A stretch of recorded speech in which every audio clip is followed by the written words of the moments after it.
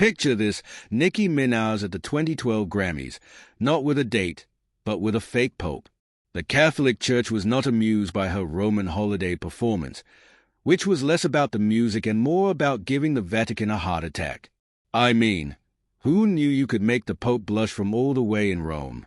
It's like if I showed up to an award show with a fake Ryan Reynolds, chaos would ensue.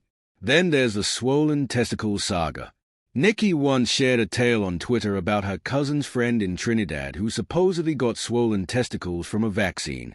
It's like if I claim my Deadpool suit caused me to grow an extra arm. Science was not on her side, but the laughs? Oh, they were plentiful. It's the kind of story that makes you think, only in the Minaj verse. At the VMAs, when Nicki called out Miley Cyrus in her acceptance speech with a playful, "Miley, what's good?"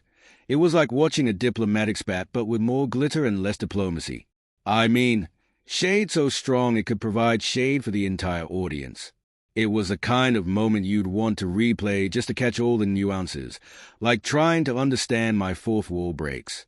The Anaconda video was so controversial, it could have caused an uproar in a room of mute monks. It celebrated body positivity in a way that made some clutch their pearls while others danced in their living rooms. It was like, you either loved it or you needed a minute to process what you just witnessed.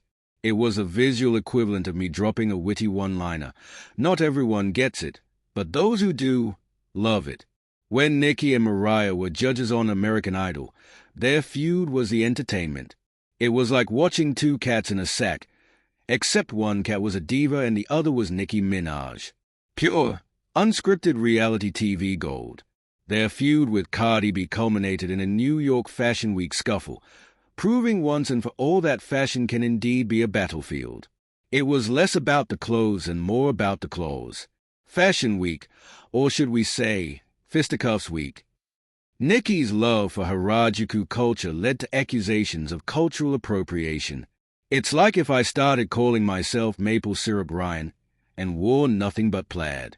You got to be careful with that cultural line, folks. Her stance on vaccines during the Met Gala controversy was like if I suddenly decided that my Green Lantern ring was a better shield against disease than actual medicine. Sometimes, you gotta take the science with a grain of humor. And when Nicki critiqued the body positivity movement, it was as confusing as me saying I'm against superhero movies while wearing a Deadpool costume. You gotta pick a side. Nicki, finally, marrying Kenneth Petty, a registered sex offender, was a choice that had fans doing a double take. It was like me deciding to date my comic book villain, only less fictional. Love, man, it's complicated.